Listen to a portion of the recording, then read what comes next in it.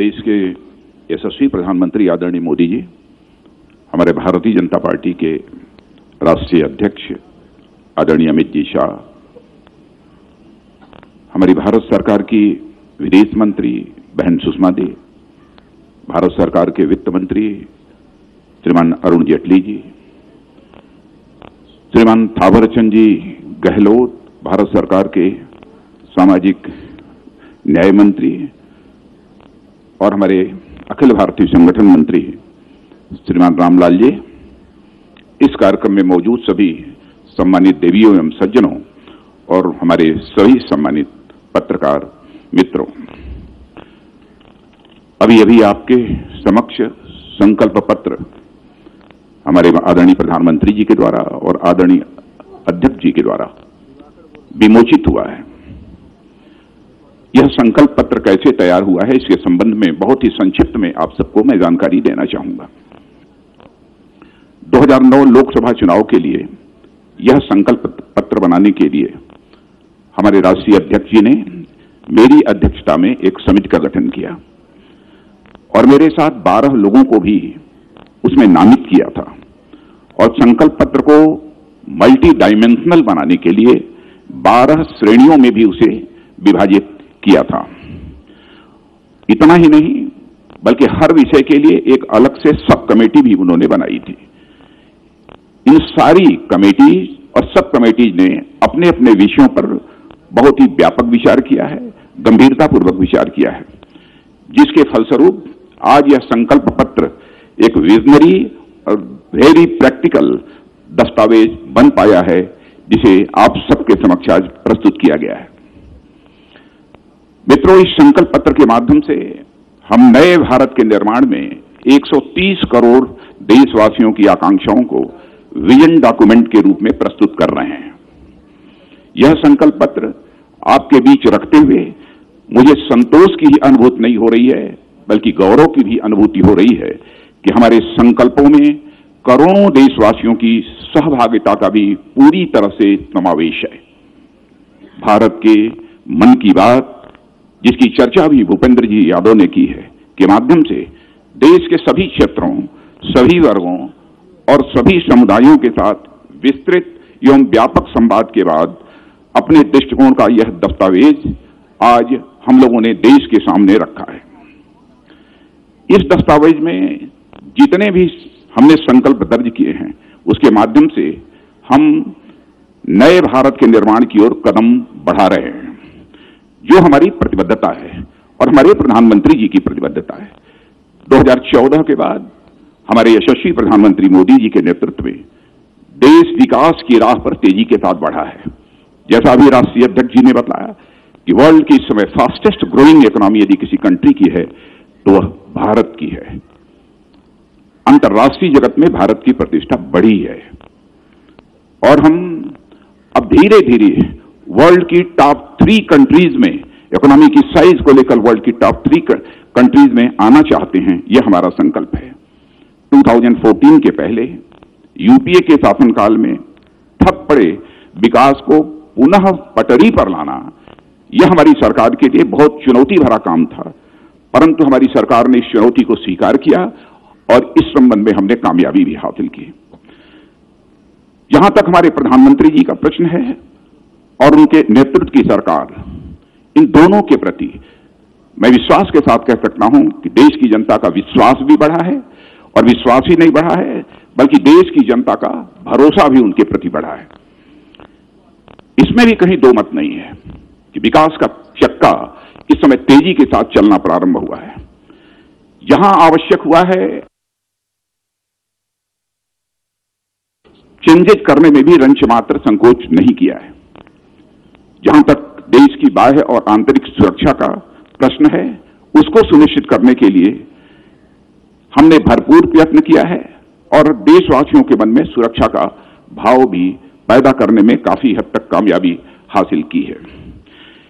यह सब करते हुए हमने एक रेस्पॉन्सिबल, एक सेंसिटिव और एक फॉर्म कन्विक्शन वाली सरकार की मिसाल देशवासियों के समक्ष प्रस्तुत की है। हमारी सरकार ने पीपुल पार्टिसिपेशन को गुड गवर्नेंस का एक महत्वपूर्ण अंग माना है। हमने पॉलिसी मेकिंग में भी लोगों की भागीदारी तय की है और इस संकल्प के निर्माण में भी जन भागीदारी को पूरी तरह से सुनिश्चित करने की भरपूर कोशिश की है। भारत के मन की बात को जानने के लिए हम लोगों ने एक लंबा कार्यक्रम चलाया है। हमने करोड़ों लोगों से संपर्क किया है और अलग अलग माध्यम से लाखों सुझाव भी हमको प्राप्त हुए हैं।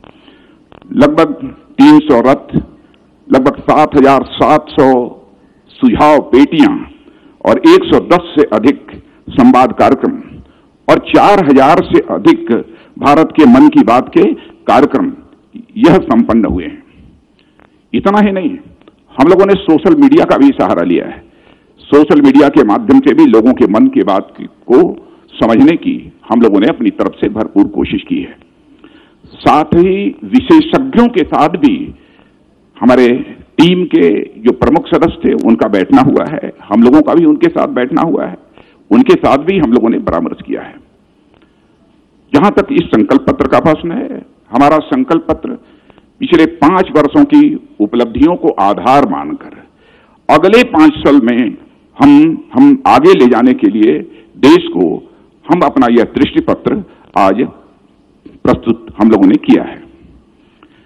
130 करोड़ देशवासियों की आकांक्षा को पूरा करने वाला यह हमारा संकल्प पत्र है।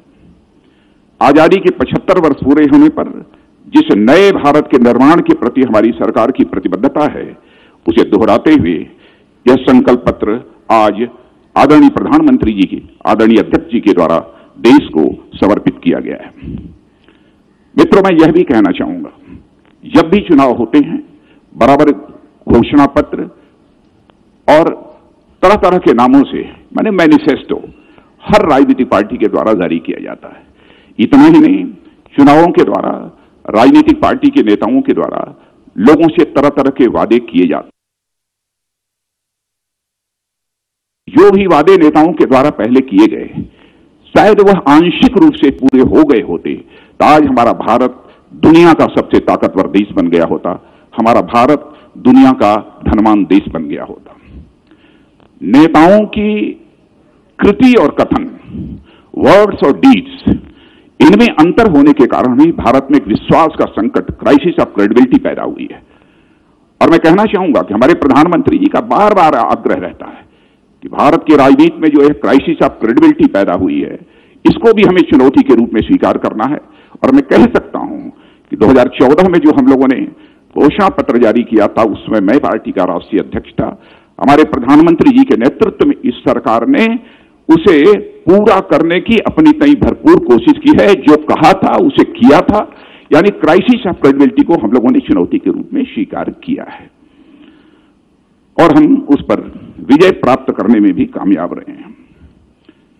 मैं इस संकल्प पत्र के कुछ प्रमुख बिंदुओं की तरफ आपका ध्यान आकर्षित करना चाहूंगा। विस्तार में यदि मैं जाऊंगा तो लंबा समय लगेगा। जहां तक इस संकल्प पत्र का प्रश्न है, यह वेबसाइट पर अपलोड हो चुका है, आप लोगों तक थोड़ी ही देर में पहुंच जाएगा या पहुंच गया होगा। राष्ट्रवाद के प्रति हमारी पूरी प्रतिबद्धता है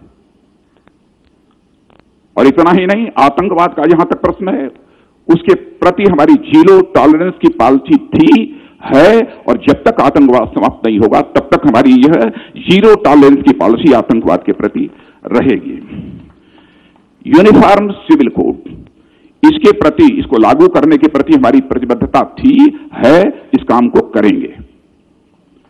भारत में होने वाले इनफिल्ट्रेशन, अवैध घुसपैठ को रोकने के लिए जितनी भी सख्ती करनी होगी हम वो सख्ती करेंगे, लेकिन घुसपैठ को पूरी तरह से रोकेंगे।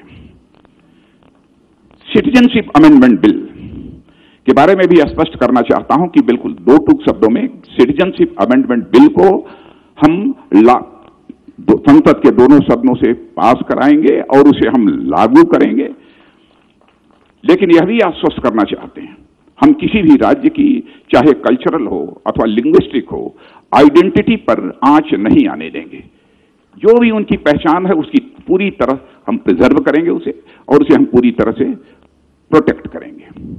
सब मिला जुला कर कहना हो तो मैं कह सकता हूं कि देश की सुरक्षा के साथ हमारी सरकार किसी भी सूरत में समझौता नहीं करेगी। राम मंदिर का जहां तक प्रश्न है, पिछले चुनावी घोषणा पत्र में भी हम लोगों ने जो संकल्प किया था उसी संकल्प को हम दोहराते हैं। सभी संभावनाओं को तलाश करेंगे और हमारा यह प्रयत्न होगा कि जल्दी से जल्दी सौहार्दपूर्ण वातावरण में भव्य राम मंदिर का निर्माण हो जाए। मैं यहां पर जो इस देश का सबसे बड़ा प्रोड्यूसर और सबसे बड़ा कंज्यूमर है, फार्मर, उसके बारे में कहना चाहूंगा। हमारे प्रधानमंत्री जी ने शासन की बागडोर संभालते ही कहा था कि हम 2022 आते आते किसानों की आमदनी दोगुना करेंगे। यह हम फिर से अपने उसी संकल्प को दोहरा रहे हैं और उस दिशा में हम 5 वर्षों में तेजी से आगे बढ़े हैं। घोषणा इस संकल्प पत्र में यह भी कहा है कि 1 लाख तक का जो क्रेडिट कार्ड पर लोन मिलता है, 1 लाख तक का क्रेडिट कार्ड पर जो लोन मिलता है, उस पर 5 वर्षों के लिए रेट ऑफ इंटरेस्ट 0% होगा, 0% ब्याज दर पर 1 लाख का वो कर्ज लेंगे। ग्रामीण क्षेत्रों का विकास, हमारी यह धारणा है कि जब तक इस देश के किसानों का विकास नहीं होगा, जब तक इस देश के गांवों का विकास नहीं होगा, तब तक सचमुच हमारे देश के विकास का जो स्वप्न है वह साकार नहीं हो पाएगा। इसीलिए दृढ़ इच्छा शक्ति का परिचय देते हुए हम लोगों ने फैसला किया है कि हमारे प्रधानमंत्री जी ने, अध्यक्ष जी ने, कि 25 लाख करोड़ तक का ग्रामीण क्षेत्र के विकास पर 5 वर्षों में खर्च करेंगे। 25 लाख करोड़। अभी हाल में ही एक किसान सम्मान निधि योजना आदरणीय प्रधानमंत्री जी के द्वारा लॉन्च की गई थी। यानी एक इनकम सपोर्ट था इस देश के किसानों के लिए। 6,000 रुपया प्रति वर्ष जिनके पास 2 हेक्टेयर से कम की जमीन है उनको दिया जाएगा। पहली किस्त जा चुकी है, दूसरी किस्त जाने वाली है। लेकिन मैं यहां प्रशंसा करना चाहता हूं प्रधानमंत्री जी की संवेदनशीलता को। जब इनके साथ इस संकल्प पत्र को तैयार करने के लिए बैठे थे तो इन्होंने ये कहा, प्रधानमंत्री जी ने, कि मुझे कुछ अजीबोगरीब लगता है कि हम कोई भी लाभ यदि देना है तो केवल कुछ ही लोगों तक हम क्यों सीमित रखना चाहते हैं। 2 हेक्टेयर तक का ही किसान नहीं बल्कि जो भी किसान होगा उस सभी किसानों को हम यह इनकम सपोर्ट 6,000 रुपये का देंगे। यह जो है उन्होंने कहा और उसको हम लोगों ने अपने संकल्प पत्र में शामिल किया है। सभी किसानों को यह किसान सम्मान निधि का लाभ मिलेगा। बड़ी बात यह भी हम लोगों ने फैसला किया है, आजाद भारत के इतिहास में शायद किसी ने सोचा नहीं होगा कि स्मॉल और मार्जिनल फार्मर्स, छोटे और सीमांत किसानों को पेंशन की सुविधा भी देंगे। 60 वर्ष के बाद पेंशन की सुविधा भी देंगे।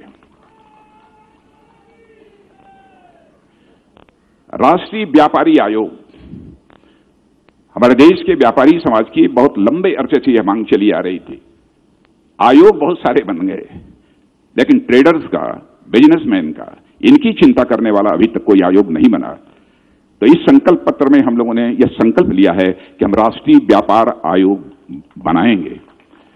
और राष्ट्रीय व्यापार आयोग जो बनाएंगे, इनएक्टिव यह आयोग नहीं होगा बल्कि वेरी इफेक्टिव आयोग होगा। एक ऐसा हम राष्ट्रीय व्यापारी आयोग बनाएंगे। यदि हम लघु और सीमांत किसानों को पेंशन दे रहे हैं तो अपने देश के हम अपने व्यापारियों को नहीं छोड़ सकते। इसीलिए हम लोगों ने यह भी संकल्प पत्र में कहा है कि हम देश के छोटे दुकानदारों को भी पेंशन की सुविधा 60 वर्ष के बाद मुहैया कराएंगे। समावेशी विकास, इंक्लूसिव ग्रोथ इस देश का होना चाहिए। यह हम सबकी चाहत है। समाज के सभी वर्ग, चाहे एससी हों, चाहे एसटी हों, चाहे महिला हों, दिव्यांग हों, कोई छूटे ना, सबका विकास होना चाहिए। यह इसका पूरा संकल्प हम लोगों ने अपने संकल्प पत्र में लिया है। और मैं आपसे निवेदन करूंगा कि आप जो हमारा संकल्प पत्र है उसके डिटेल में, उसके विस्तार में जाएं तो सारी चीजें आपको वहां पर मिल जाएंगी। एक संकट, और संकट ही नहीं बल्कि मैं इसे देश की एक चुनौती भी मानता हूं जो समय समय पर पैदा हुआ है, रीजनल डेवलपमेंट को लेकर रीजनल इम्बैलेंस, क्षेत्रीय असंतुलन। हम लोगों ने यह तय किया है कि भारत के अंदर जो रीजनल इम्बैलेंस है उसको हम समाप्त करके ही दम लेंगे। और मैं प्रधानमंत्री जी को विशेष रूप से बधाई देना चाहता हूं। जब से आपने प्रधानमंत्री की जिम्मेदारी सौंपी है, बराबर आपने इसकी चर्चा की है और क्षेत्रीय असंतुलन को कम करने के लिए धीरे धीरे उसे पूरे समाप्त करने के लिए आपने कई प्रभावी कदम भी उठाए हैं। एक और आपको याद दिलाना चाहता हूं, प्रधानमंत्री जी ने यह भी कहा था, चुनाव को लेकर इस देश को बहुत बड़े खर्च का वहन करना पड़ता है, बहुत बड़े खर्च की जिम्मेदारी संभालनी पड़ती है। पैसा किसका खर्च होता है? जो हमारे देश के आम नागरिकों की जेब से पैसा आता है, करों के रूप में, वही खर्च होता है। कोई भी संवेदनशील प्रधानमंत्री होगा, स्वाभाविक रूप से उसके मन के अंदर यह भाव पैदा होगा। तो प्रधानमंत्री जी ने उसी समय कहा, देश की जनता का आह्वान किया था, इस पर बहस होनी चाहिए कि देश में सारे चुनाव साथ हों, हर महीने चुनाव नहीं होने चाहिए। तो यह भी हम लोगों ने यह संकल्प इसमें लिया है कि हम इस पर बहस करेंगे और इस पर कंसेंसस बनाएंगे, यह भी हम लोगों का संकल्प है। गुड गवर्नेंस का जहां तक प्रश्न है, गुड गवर्नेंस के बारे में मैं समझता हूं कि कोई बहुत लंबी चौड़ी बात करने की आवश्यकता नहीं है।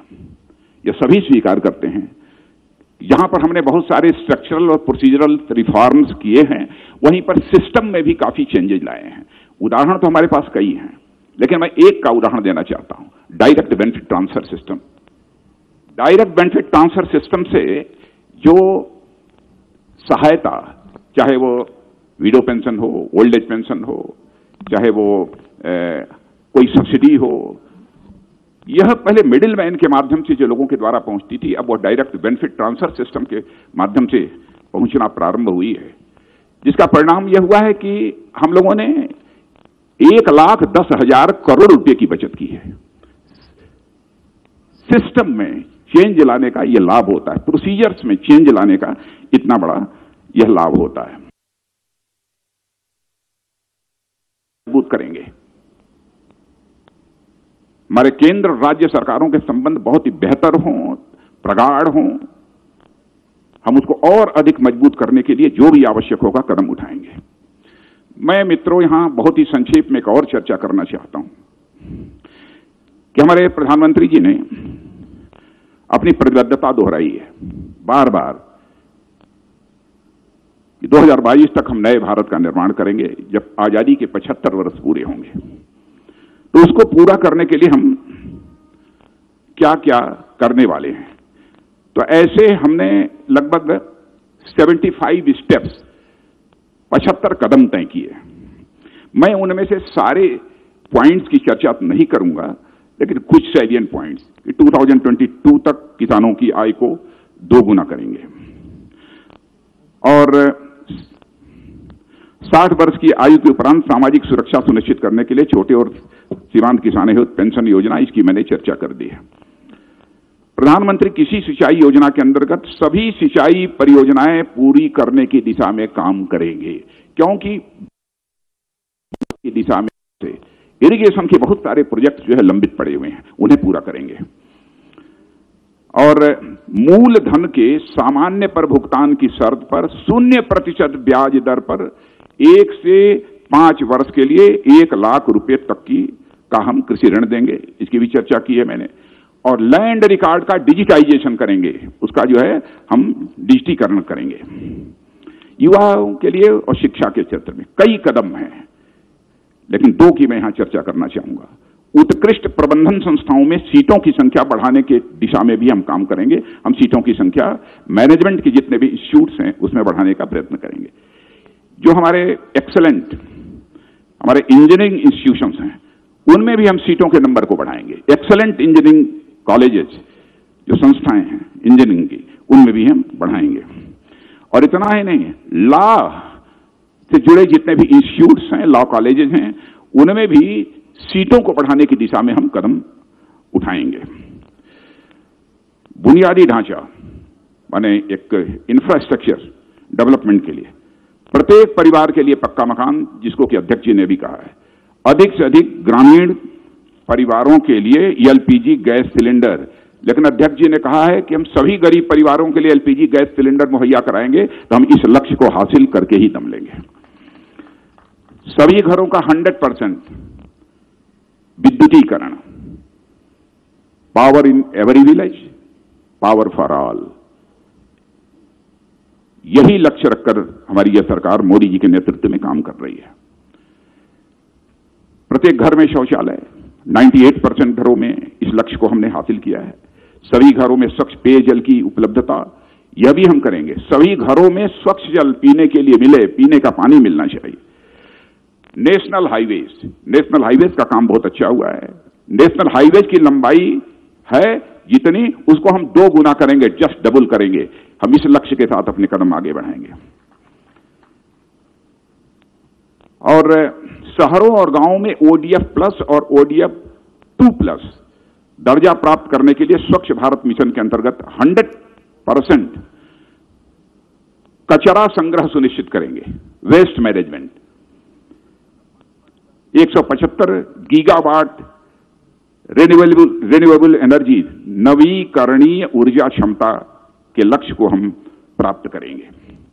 रेलवे की दृष्टि से 2022 तक सभी जितने भी रेल पटरियां हैं, कोशिश यही होगी कि लगभग अधिकांश रेल पटरियों का ब्रॉड गेज में परिवर्तन हो जाए। 2020 तक यह भी हम लोगों की कोशिश होगी कि सभी रेल पटरियों का इलेक्ट्रिफिकेशन, विद्युतीकरण, वह पूरा हो जाए।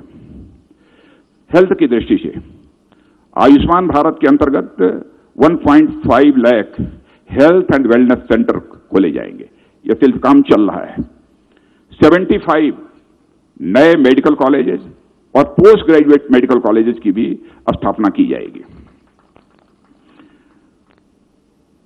और गरीबों के लिए उनके दरवाजे पर ही गुणवत्तापूर्ण प्राथमिक चिकित्सा सेवा सुनिश्चित करने के उद्देश्य से सभी स्वास्थ्य एवं वेलनेस केंद्रों पर टेलीमेडिसिन एवं डायग्नोस्टिक लेबोरेटरी उपलब्ध कराने का भी हम लोगों ने लक्ष्य सामने रखा है। ट्रेन्ड डॉक्टर और जनसंख्या का अनुपात आज बहुत अधिक है। डॉक्टर्स की संख्या हमारे कम है। पूरी कोशिश हम लोगों की होगी ट्रेन्ड डॉक्टर और जनसंख्या के बीच का रेशियो कम से कम 1:1400, 1:1400 हो जाए। यह हमारी ये पूरी कोशिश होगी। पोषण अभियान के अंतर्गत कुपोषण का स्तर घटाने के लिए और कुपोषण में कमी का दर तेज करने का भी लक्ष्य हम लोगों ने निर्धारित किया है। इकोनॉमी, अर्थव्यवस्था, इसका जहां तक प्रश्न है, यह बताने की आवश्यक नहीं है, सारा देश अब इसमें परिचित है। Ease of doing business ranking में भारत की रैंक और भी बेहतर बनाने का काम करेंगे, और भी बेहतर। अभी मैं बोल नहीं रहा हूं कि टॉप 20 में रहेंगे, कहां रहेंगे, लेकिन यह हमारा लक्ष्य है। अभी तक निर्यात, एक्सपोर्ट, उसको 2 गुना करने की दिशा में हमारा यह अब प्रयत्न होगा। और सूक्ष्म, मध्यम और लघु उद्योगों के लिए एक खिड़की अनुपालना एवं विवाद समाधान प्रणाली तैयार करने की दिशा में काम करेंगे। यानी हमारे MSME के जो उद्योग समस्याओं का समाधान हो, यह हम पूरी तरह से सुनिश्चित करेंगे। स्थिर कर प्रणाली सुनिश्चित करने की दिशा में भी कार्य करेंगे। गुड गवर्नेंस की दृष्टि से प्रत्येक व्यक्ति को 5 किलोमीटर के भीतर बैंकिंग सेवा उपलब्ध हो, इसे हम इंश्योर करेंगे। अदालतों का भी डिजिटाइजेशन का सिलसिला चल रहा है। हम इसको डिजिटाइज भी करने की कोशिश करेंगे और इसे मॉडर्नाइज भी करने की कोशिश करेंगे। डिजिटल ट्रांजैक्शन, डिजिटल लेन देन को भी हम बढ़ावा देंगे। और जहां तक सरकारी प्रक्रियाओं का प्रश्न है, उसे पूरी तरह से डिजिटल बनाएंगे। इंक्लूसिव ग्रोथ, सभी बच्चों का टीकाकरण इस काम को हुआ है और सभी सरकारी इमारतों को सुगम बनाने का भी प्रयास करेंगे। हर आदिवासी स्वतंत्रता सेनानी, हम 6 आदिवासी स्वतंत्रता सेनानी संग्रहालयों के निर्माण का कार्य हम पूर्ण करेंगे आदिवासियों के लिए, जो उनके स्वतंत्रता सेनानी हैं। पंच तीर्थ सर्किट का विकास पूरा करने की दिशा में हम काम करेंगे। जैन समाज, छोटे दुकानदारों को प्रधानमंत्री श्रम योगी मानधन योजना में सम्मिलित करेंगे और सभी असंगठित मजदूरों के लिए व्यापक सामाजिक सुरक्षा कवरेज के साथ बीमा, पेंशन आदि यह सब सुनिश्चित करेंगे। महिलाओं के लिए महिला कार्यबल भागीदारी दर बढ़ाने की दिशा में काम करेंगे। वैसे हमारे यहां महिलाओं का पार्टिसिपेशन, अन्य सर्विसेज की बात छोड़ दीजिए, हमारी फोर्सेस में भी बढ़ा है, काफी बढ़ा है। देखिए और अधिक आगे बढ़ाएंगे। 3 तलाक के विरुद्ध कानून बनाकर मुस्लिम महिलाओं के लिए हम न्याय सुनिश्चित करेंगे। सांस्कृतिक धरोहर 2022 तक स्वच्छ गंगा का लक्ष्य हम प्राप्त करेंगे।